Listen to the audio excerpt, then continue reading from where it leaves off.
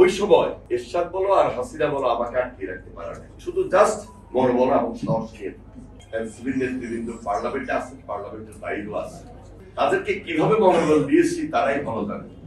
সেই মনোবলটা আন্দোলন সংগ্রামে রেজাল্ট পাওয়ার ক্ষেত্রে অনেক বেশি সহায়ক ছিল। শুধু তাদেরকে এটাই বলছিলাম, আমি এক সময় ছাত্র দলের সভাপতি ছিলাম, মাঠের কর্মী ছিলাম, কর্মী থেকে দায়িত্বপ্রাপ্ত নেতা হয়েছে।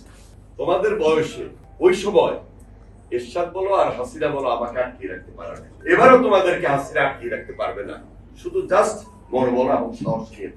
এরপরে 1 তারিখে জেলে গেলাম, 2 তারিখে প্রায় 6 মাসের বাজার করেছে যে আগামী 6 মাস 1 বছর তো থাকতে হবে। 5 তারিখে হাসিনা পালিয়ে গিয়েছে, আমরা 6 তারিখে মুক্তি পেয়েছি। 6 তারিখে জেলখানায় কঠিন পরিস্থিতি আমাদেরকে মোকাবেলা করতে হয়েছে। যারা জেলখানায় রাজবন্দী ছিল, রাজনৈতিক নেতা কর্মী, তাদের বাহিরেও তো অনেক হাজতি ছিল, অনেক বন্দী ছিল, অনেক কয়েদি ছিল। সবার যে বিপ্লব শুরু হয়েছে হিসাব অনুযায়ী তো প্রশাসন থাকে না, সেটাকে জেলখানার ভিতরে আমাদেরকে কন্ট্রোল করতে হয়েছে।